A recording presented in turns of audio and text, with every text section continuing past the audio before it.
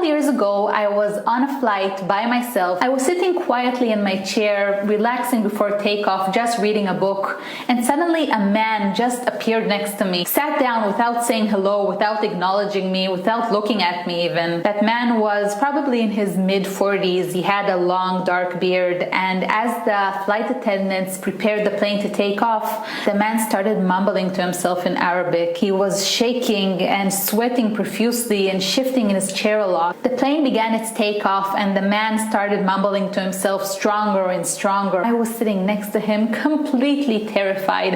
I didn't know what the hell to do with myself. All I could think about was just to focus on my breathing. 5 in, 5 out. Breathe in, breathe out. The only thing I could do to not lose my mind. But as I was focusing on my breath, I suddenly noticed on my lap the book that I was reading beforehand, and I noticed one specific line that I marked for myself to read. When fear is present in us, we bring awareness to it. We smile to it and call it by its true name. I noticed that the man that was sitting next to me was looking over at the book that I was holding in my hands, and without thinking twice, I offered it to him. I just said, "It's a great book."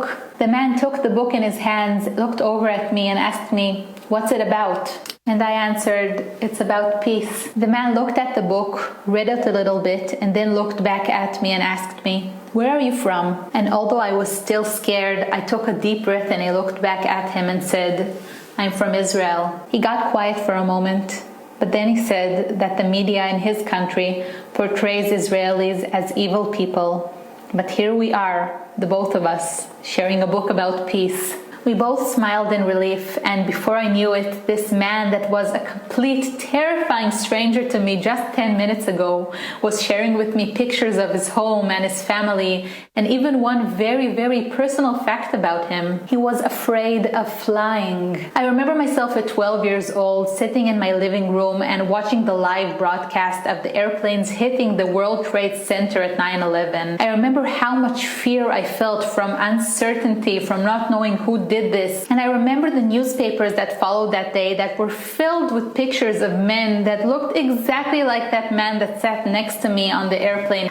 Our real power as human beings is our ability to become mindful in a situation and to see the whole picture, to acknowledge the fear that runs us from the inside and to choose to act differently when we can. So maybe we can take the 15th anniversary of 9/11 as a reminder to ourselves that change has to begin with us and that we have so much power because we are truly, truly in this together.